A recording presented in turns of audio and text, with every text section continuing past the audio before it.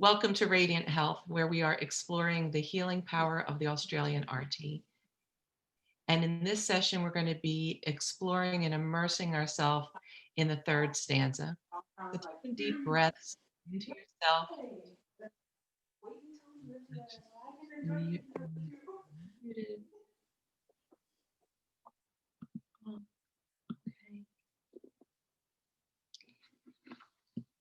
And so I'm going to play a version of the Australian Arti that was done at Amartithi in 2012. So I'm going to just call that up.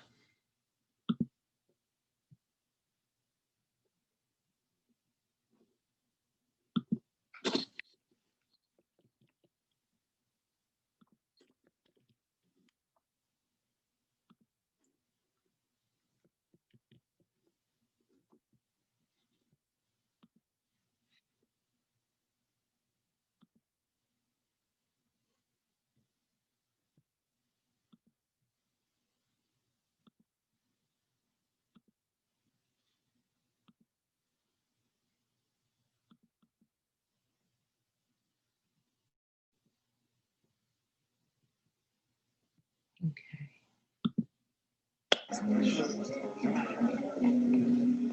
Can you hear this? Give me a thumbs up. Can you hear it?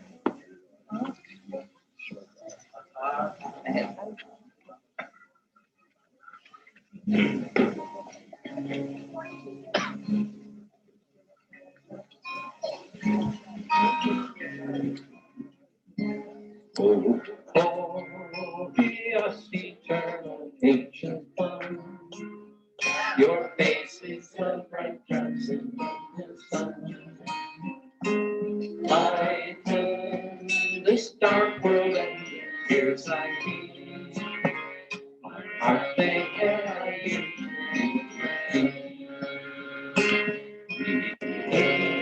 Never yet creation blessed in heart. Truth and truth's body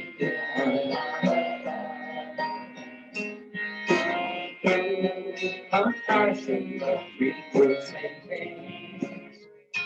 Joy that shivers that life sustains. These five lights are the burning source of bread of the world filled with cares beyond. Unless you who are infinitely high, break the wheels of redemption.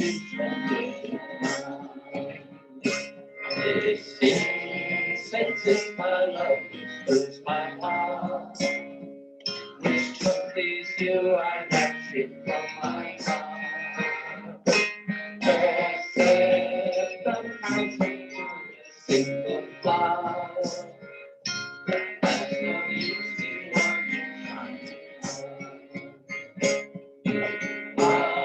Myself I sing to you in praise and beg your love to bear me till you, the ever-living perfect one, into my darkness with your shining sun.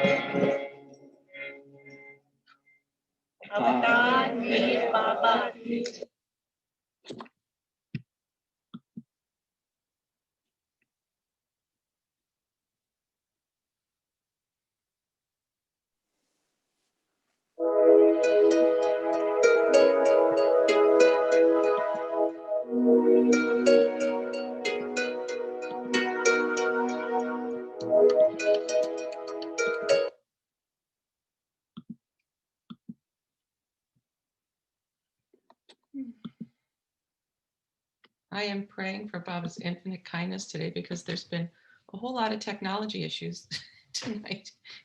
And so that infinite kindness, when the meeting room hadn't been opened and I started to feel like I was supposed to be doing something, this wasn't Baba's. And I'll share with you, I think that's part of the conditioned mind that Baba gets to, in his infinite kindness, break the wheel's hubbub.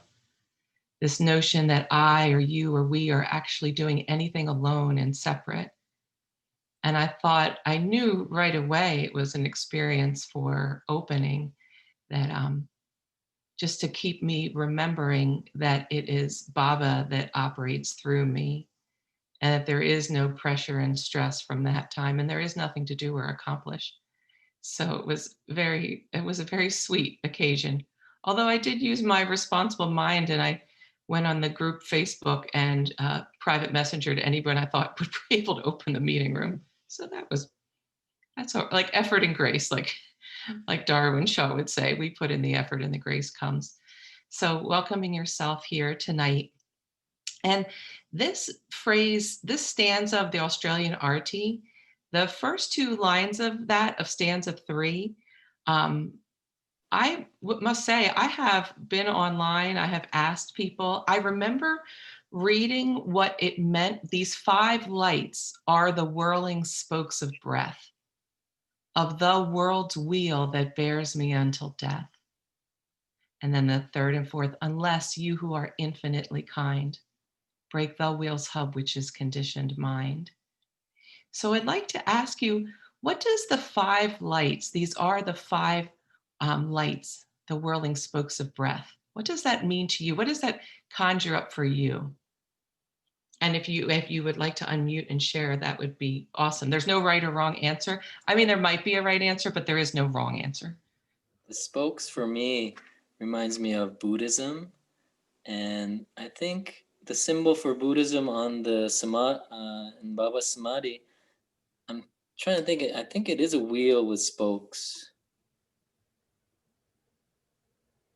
and that's what I remember reading a long time ago. It was a Buddhist symbol, but I wasn't able to reproduce that in my research. Really? Even in, oh, you mean just written wise? Just written about what Francis might have meant, what Sufis with 5 lights and the whirling spokes of breath might be. And like I said, I don't think there's a wrong answer, but thank you for that. I do remember something like that. Do you know what, I mean, I studied Buddhism for quite a while, became a Buddhist for a little bit, a type of Buddhism. What the 5 lights mean to you, Jay? Actually, 2 things come to mind. Like, I grew up in Korea, and our national flag was a 5-petal flower. So that comes to mind, as well as of course, the perfect masters. Sorry, kids right here. That's perfect. No, kids are welcome. Kid sounds are welcome. Absolutely. Oh my gosh. I always think about I played sorry. Go ahead, Kathy. I was gonna say, I always think about like the wheel of doing a lot of like professional and personal development. It's like the balance of life, right? Like you have your relationships, you have your professional life, you have your physical world. So there was always this wheel, and they're trying to get balance in all those areas. And there's always an area that's not like really in balance, and you're working on that. So it's like this, to me, it's that balance of life in the areas of your life. Beautiful. How about you, Larry? What do you know? What does that mean to you? The 5 lights or the whirling spokes of breath? I always thought it was the 5 senses.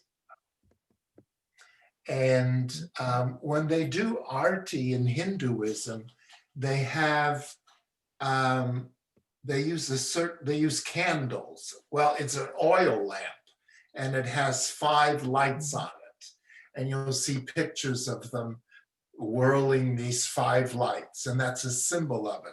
And the 5 lights are the whirling spokes of breath.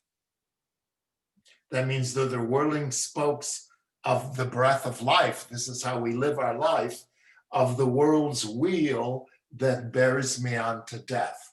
So when I believe what my senses are declaring to me, that's one path which will lead me to destruction.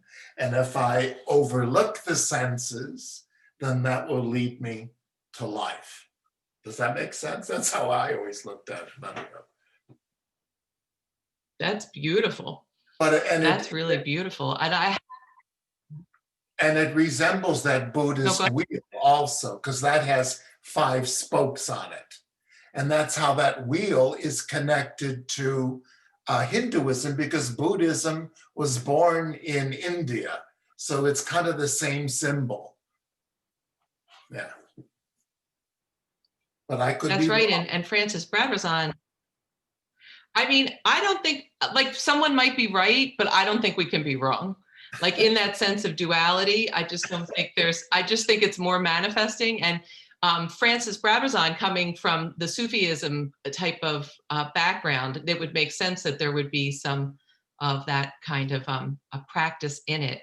And I have seen about the 5 senses. I have seen about 5 elements as part of that, but about this world's energy. And I do have, I look. I do, if you Google Arti lamp, ARTILAMP, you will see Arti lamps, and some of them are shaped like a wheel with the 5 places for oil. So yeah, I'm right on that one. Wow. It's connected to that lamp. In fact, I think I have. Fabulous. No, I don't. I just Googled this, but I got wayfair.com. Oh. I thought I could show everyone. I looked up what a wheels hub is, just from the classic definition of that. So these 5 lights are the whirling spokes of breath of the world's wheel that bears me until death. Until you are infinitely kind, break the wheels hub, which is conditioned mind. So I just looked up what a wheel hub is, and I thought it was just this is what I looked up. What would cause a wheel hub to break? Because that's what Bob is doing with his infinite kindness. And so there's 4 things that cause a wheels hub to break. Cool. A lack of lubrication. And I think that's so cool. Like when Baba's infinite kindness stops lubricating our attachments to the 5 senses, to even our very breath here that keeps us going. I would say lack of lubrication would be lack of Baba's presence, because lubrication would be oil, and oil is always associated with the emotions and with the spirit. I'm just going off here on that would be kind of cool. I think that's what we get to do, is just keep taking this to where we're exploring the healing power of this and letting Baba's energy inspire us, because that's where all inspiration comes from. So that's one cause. So if his infinite kindness is going to break the wheels hub, which is conditioned mind, lack of lubrication will do that. Number 2, overloading the vehicle will break the conditioned mind. And when I went to India, one and only time I went to India in 2012, I say India broke my mind. Like New Year's Eve on the banks of the river Ganges in Varanasi, India, it broke my brain. I said it really overloaded it, that I was thinking too many thoughts. And I think that where Baba says, it's normal or natural to be 100% miserable, and then the mind has no choice or the person to give up to Baba. I think, well, that's an infinitely kind thing for Baba to do, is to overload the vehicle, so it has to go to something else. And the 2 other, go ahead. I was looking at it as that lack of lubrication. If you're when Baba sometimes when Baba withdraws his presence, it's his way of breaking the conditioned mind, because it really puts you in a place of where you have to look at things. That's the way I looked at that. And using your example of what causes a hub to break. Mm-hmm. And that's what is fascinating. There was a song from the 70s or 80s, Cruel to Be Kind. You gotta be cruel to be kind in the right measure. And I think about Baba sometimes with that, like in his kindness, he'll withdraw his presence. And that utter feeling of what happened, where am I, that would lead us to surrender.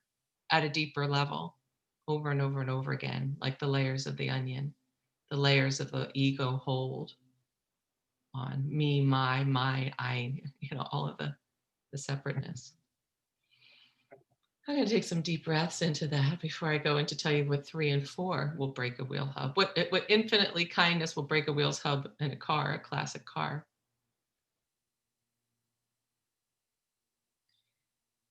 What will also break the wheels hub is installing the axle nut too tight. I don't have any idea what that means, but that sounds about right. Yeah. Like Say if we're that one, too tightly say that one more time. Installing the axle nut too tight. So the wheels hub are located at the center of the car wheels, and between the drive axle and the brake drums, there's this wheel hub, and there's bolts in there.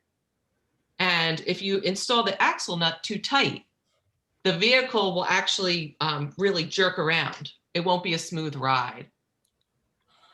I think that could be really controlling or trying to control everything. Like it seems like super tight.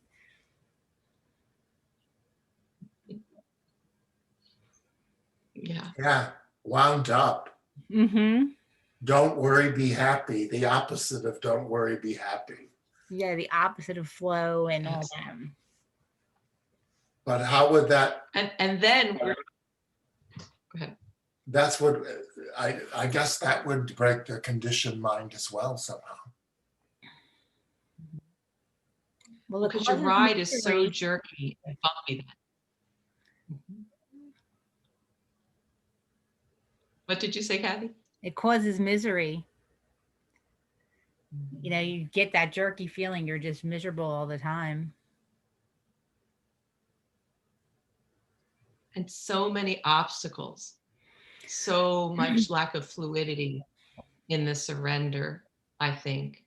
That frenetic action rather than something that's sustained by faith. It might look frenetic, but I think the energy by which we do anything determines its energetic effect. You can do and say the same thing, but where you're coming from.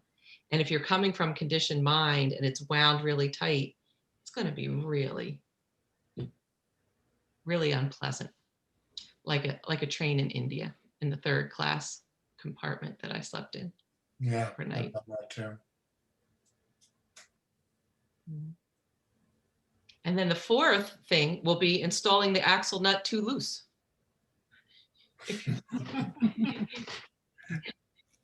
It seems like we're going for the word balance here.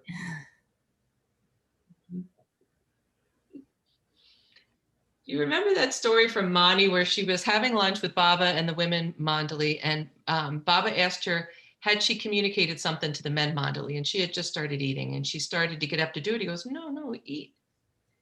And she took one bite. He said, do the men know? And she's like, well, I'll go now. No, eat, don't rush. And he was giving her like conflicting, like go or not go. And I remember Mani telling this story. I had seen it early into my time with Baba, and I started to get frustrated with Baba.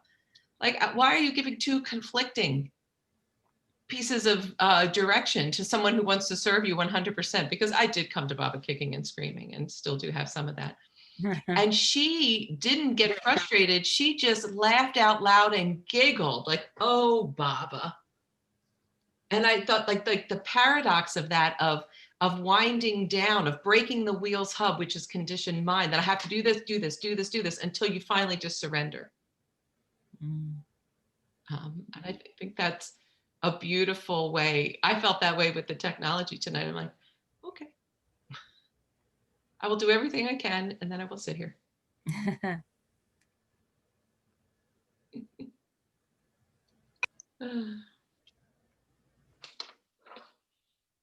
So I read some things about conditioned mind, but first I was interested in Francis Brabazon more than I have before. I have found there's a website called francisbrabazon.org, which is dedicated to him, which I had not seen before. And it talks about Baba when he came first in 1956 to Australia, but then in 1958 when he came to Avatar's Abode. It wasn't called Avatar's Abode, that's what Baba named it. And Francis had him and fellow disciples built that building where Baba stayed. And it's on 99 acres on something called Kiel Mountain. I just feel that these details of Baba's life like will pulsate through us.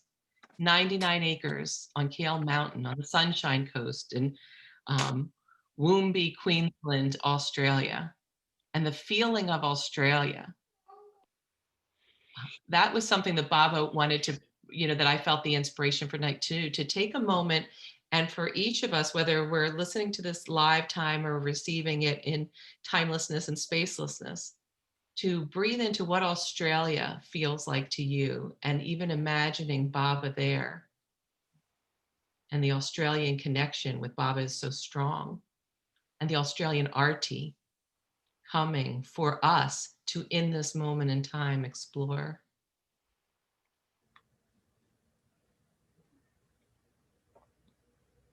And I will share, when I feel Australia, I feel like wild abandon. Like it's a country of such vastness, of such climate, of such personality. And devotion too. I mean, those, especially the lovers devoted to Baba, like a just like full on passionate, anything goes kind of energy in serving God.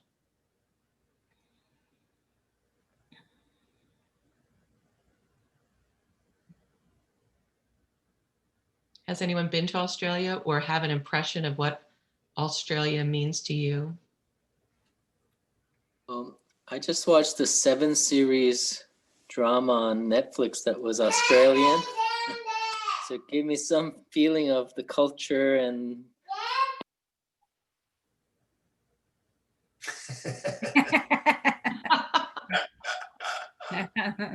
I think children are like Australia, like wild abandoned, it's just like, I have a need.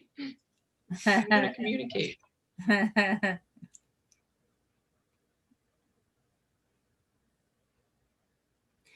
I was just thinking of Australia as a richness of and a variety of like topography and climate, and because it has so many different areas that are like you can't, like they're not really, they're not inhabited, and then there's some areas that are, and so there's a lot of richness in what it offers as far as like land and what's available.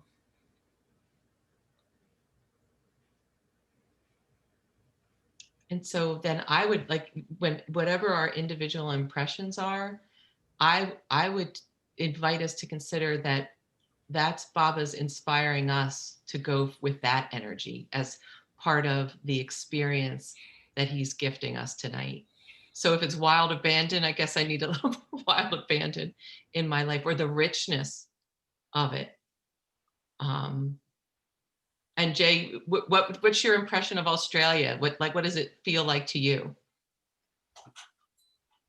can't put it to words yet, but I just the way they speak and I don't know. In this story, family was very strong. Was a strong theme, and but dysfunction also. So it was a nice, tight family, really in dysfunction. So I don't know. That made an impression, and I think it was set in Melbourne. So I got to see the kind of the street atmosphere and stuff like that. It seemed like a quaint, almost big town. It felt like the parts they were showing, and yeah, I'm not sure. And can't put it I was in just words. saying that whatever our impressions are might be for us. So a tight-knit dysfunctional family. I mean, I think most families are dysfunctional. I didn't make that up, but like whatever function means has got to be a rare bird on this earth, because we come together to do this in relationships. But what tight-knit means, allowing those lower self tendencies without taking them so personally or destroying relationship because of it, which I think Actually, is powerful for all of us. it did have meaning in that regard because my sister and I were always close. Now she lives in Australia, and I haven't been in touch with her much. We've kind of lost touch. So there was that kind of feeling like, this family is making it work even though it's very dysfunctional. I wish we could. There was that kind of feeling as I was watching it. I can feel that, like the tenderness in my heart of that wish for you and for all of us, like whether it's our personal families or the, community or global family, to find a way to make it work. Yeah, and in this stanza, this is a quote from Balna 2 about mind. So if Baba's breaking the wheel's hub, which is conditioned mind, which comes from those facts that our mind gets grooved into thinking over and over again as an agreed upon truth that we have to act or believe a certain way. And as Baba breaks that, Bao said, as the mind obeys the soul, the lower nature must obey the mind. As the mind obeys the soul, the lower nature must obey the mind.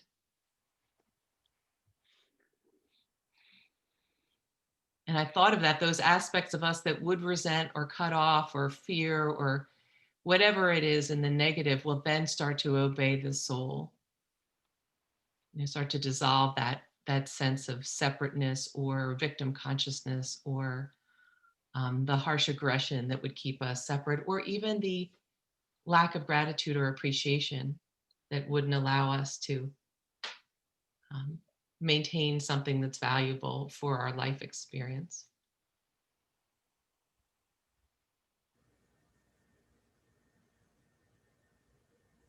I'm going to read something else this is from Baba.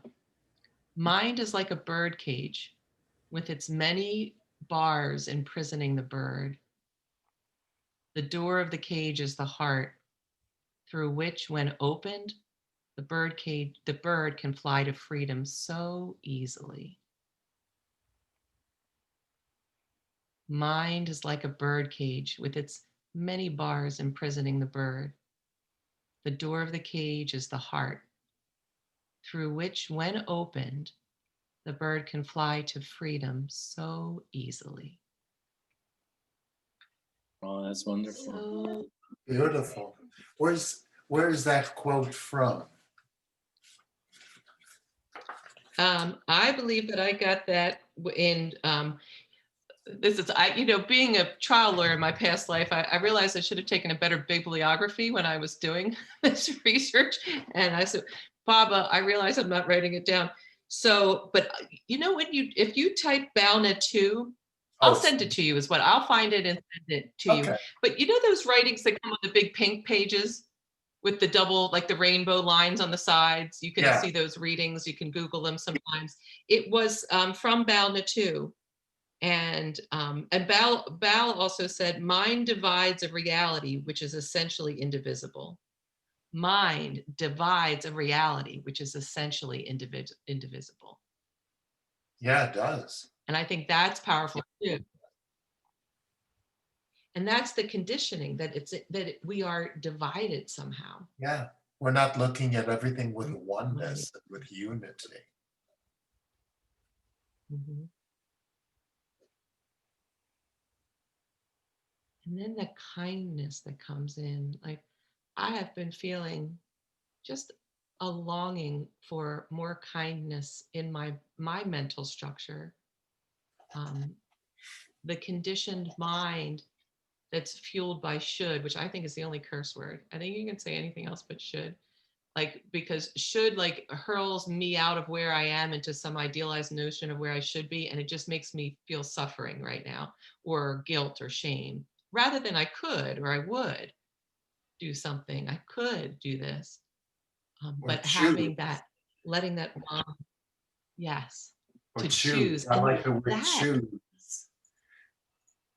That's right. And I think to me, that's how to approach something that comes up that you don't like, is how to break the conditioned mind, is just to look at the situation and say, I choose to look at this with Baba's eyes. I choose to look at this with, at the same time, recognizing Baba in the situation or bringing him into the situation. That's a choice. That's how you can deal with duality and make it more one. That's where you sneak out of the cage in the open door of the heart. Oh, I feel that. I mean, I'm going to imagine right now, if you went to the open in the door of your heart, you know, I like the cage of the mind being released, you know, just even like a physical movement I'm doing right now, because then the possibilities come rather than the limitations of there's no way out, and or this is good and this is bad and this is right and this is wrong in just some finite sense, but like, oh, what's possible? Mm. And I'm going to say something that might sound a little blasphemous to some people, definitely humans on the planet right now, and even Baba lovers, is that I don't think that I may have a crass disregard for the loss of life that's happening right now through the coronavirus. But I keep thinking about Baba, that when we lament death, it's our arrogance and our ignorance and our selfishness. Like when someone leaves this form, when they're complete, no matter how it's complete, that to lament it, I do feel up for what it was like beforehand and what it's like for families to go through. And I had an experience when my younger brother dropped his body almost 2 years ago, reading Baba's discourses, that discourse on death that says it's arrogance and selfishness and ignorance and selfishness, like ignorant of what's really happened to them. And why I would lament that? And why would I be so selfish to want him to be in the body when he's just been united? And such a finite, conditioned mind that death is bad and that suffering is bad rather than can lead us to something more. I feel that it's not a lack of compassion for it, but I keep thinking like, I don't want to add my potent energy to smearing badness on what's gone on and will go on with so many people on this planet, and maybe me or someone I love closely. And so I think that's the kindness to break the wheel's hub, which is conditioned mind, even with what's going on the planet right now.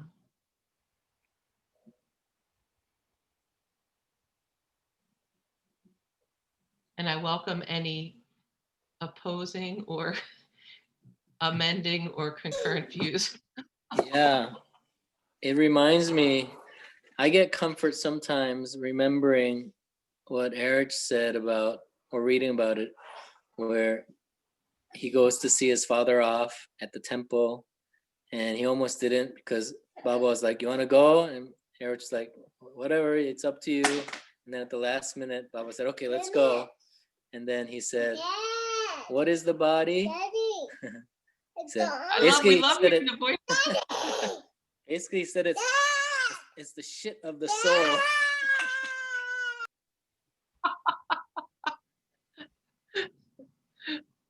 I've heard that as well, like that Baba said that like dropping your body is like having the greatest poop of your life. And and you know, I get to talk to people in like retirement communities and do, you know, seminars and stuff. And I'll talk to them about death. I'm like, if taking your last breath and dropping your body is like the greatest poop of your life, oh my God, that would feel so great. And if we don't know the true nature of death, it'll constipate the whole business of living. And you know how constipation feels so horrible. When you back things up, when the end result, when you think that death is the last act of a cruel or absent God, boy, that gums up the whole system back up into everything. And that's such a beautiful that analogy. kind of vernacular resonates. Was that really a Mayor Baba quote? Did he really say something like that? That's wonderful. Well, I have only heard that. It's multiple hearsay. But Jay, when you said that, like it's like the shit of the soul, the body's the shit of the soul. And when the soul drops it, it's like dropping that. which you've assimilated and no longer need. I mean, that's what poop is. It's you've assimilated your nutrients and now you no longer need it. That's a very good analogy. What? And one to hold the lightness for humanity right now. I'm feeling this being originally aired on December 22nd. I'm feeling the energy of the solstice, which was yesterday, and the potential to have such light in such dark times, whether it's globally, health-wise, politically, how personally, whatever people are going through right now, to be able to hold some lightness, like, you know, seen from man's perspective, Earth is a tragedy, but from God's, it's a comedy. This conditioned mind that thinks, that holds so much weight and stake and value in this world being all there is. And that someone having a disease and dying, or losing relationship with someone in the body is some fatal, eternal pain and injustice. Of course, I pray for the healing of all of that. I believe we do. But to be able to hold some lightness, and even in this moment, be radiating out from your form, wherever you are in time and space, Baba's infinite kindness. You know, those 5 lights, whether they're the perfect masters or they're the senses or the elements or the lights of the Arti candles or however we know it, to be radiating out, being a Baba center personified in this moment, and taking some deep breaths into the privilege to be that.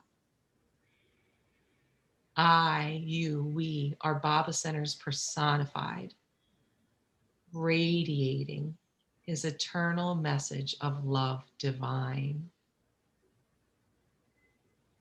Living in this moment a life of love, sacrifice, honesty,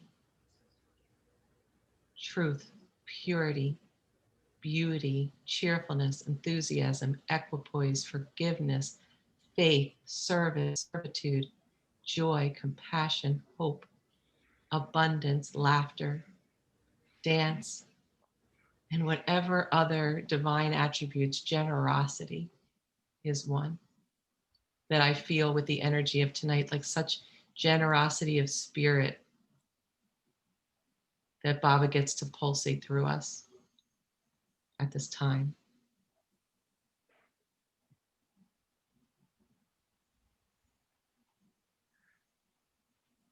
And so we're going to go into the last few moments of an experiential healing, whatever that word means to you, allowing Baba to come to you and allowing him, allowing his grace, allowing yourself, his grace is with you, is with us, allowing the sensation, the imagination, which is the same force that made the heavens and the earth, allowing the sensation of Baba's infinite kindness to dissolve aspects of your conditioned mind that keep you compartmentalized and separate and diminish your ability to radiate his presence. So I invite you now, if you so choose, to get comfortable and close your eyes. I'm going to play something called a garland of his name, and it's just Baba's name chanting. And then just let yourself receive in whatever way you and Baba have that.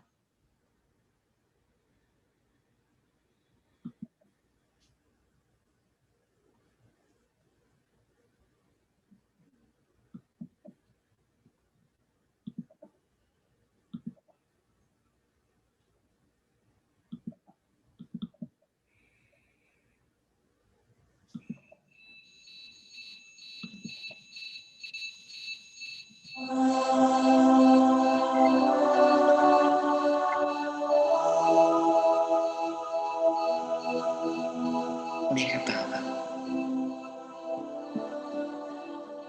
dear Baba, dear Baba, dear Baba, dear Baba, dear Baba,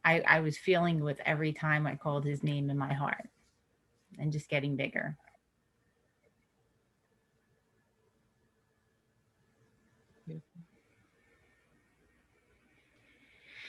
I was just thinking how, you know, when I heard Mayor Baba's name being repeated, that when we do that, wherever we are, we're like antennas, just sending forth his presence wherever we are, like, you know, beep, beep, and how beneficial that is to everybody around us all the time. So And I'm gathering feeling, together, anytime we gather together. Go ahead. no, no, I'm just feeling, you know, Baba's presence just going out into a very tired world right now.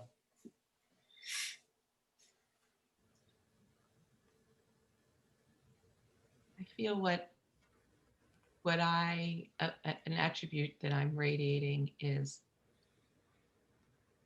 the willingness to keep looking for the love in everything and experiencing it and sharing it, despite whatever I see or think at times. I love that because it's like And I'm grateful. it's there. And so it's just being willing to focus on find it, knowing it's there. Yes, and using our vision, having the great blessing to know the avatar has tapped us and we get to know him in this lifetime in this way, to use that powerful blessing to serve, to expand rather than to limit or to, you know, highlight the bad without denial. And I think also Baba had said, I remember like Jesus saying, when there's two or more gathered in my name, I am there. And I remember reading, again, I don't have the bibliography, but when 5 people come together, when there's 5, Baba's presence is amplified. Yeah, You know that, Larry? he upped the ante by 3 people He upped the since it was Jesus. I guess it's because of population growth. Yes, and the last in the age of the, you know, the age and going from Kali Yuga to Golden Age. So I feel that even for tonight, that there's 5 of us that have come live time, and wherever you are, you're just adding this in. I know that people listen to this in time and space and receive the present moment, eternal now healing of it. So with that, we went a little later tonight. We started a little later. In timelessness, who knows? It's just the eternal now. I will say, Jai Baba, dear people, and Baba. until next week. Hey, Baba. Jai Baba. Hey, Baba. Thank you. Bye, everyone.